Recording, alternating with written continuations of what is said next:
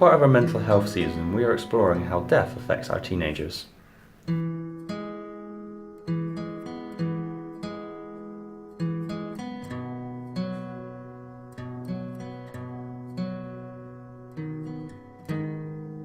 In tonight's episode, we will be talking to a teenager, adult and expert about suffering with bereavement.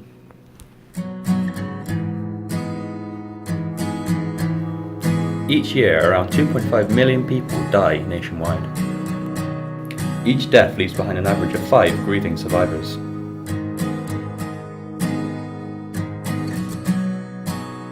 We visited a 17-year-old college student named Curtis who was experiencing suffering with bereavement.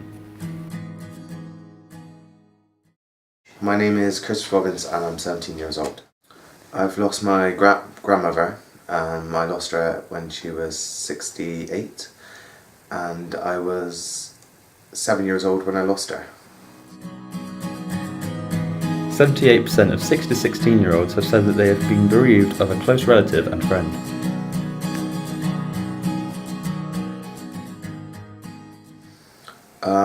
It was at my dad's house when I found out, and it was a bit sad because he came in with the news, and it was just quite sad actually, knowing about it.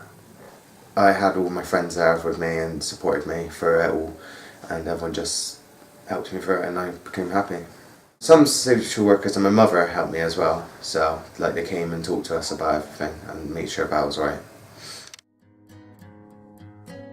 41% of teenagers said they received help from a social worker or school when they were grieving. Next, we visited a student support worker at Hannah Woods Academy to explain what teenage students go through. It's absolutely devastating, and there's kind of not one typical thing.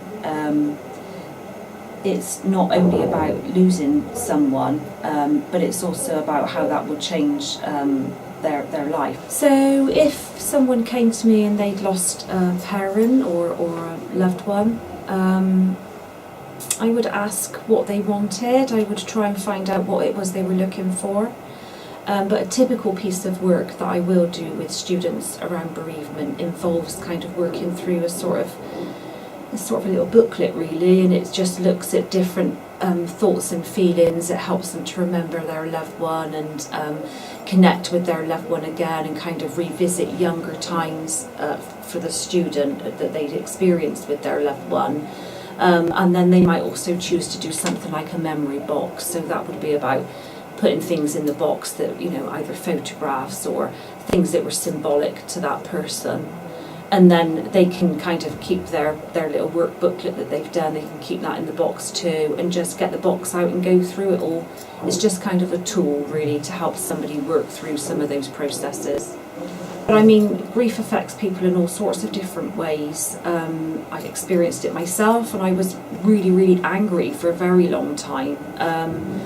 So I think it's not thinking we need to look for somebody behaving in a particular way. It's just, is that person behaving differently, or does this seem right? You know, is this kind of how that person would be normally?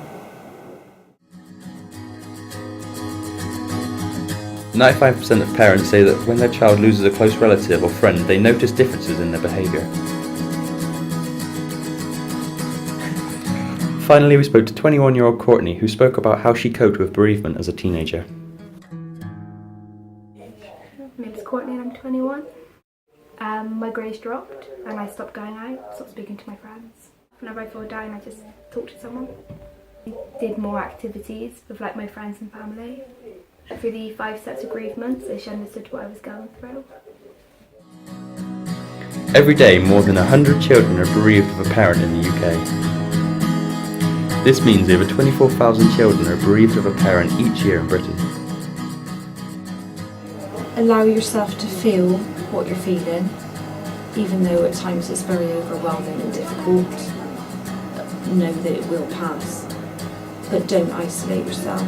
If you can talk to someone or seek help and seek support, then that will be a positive thing.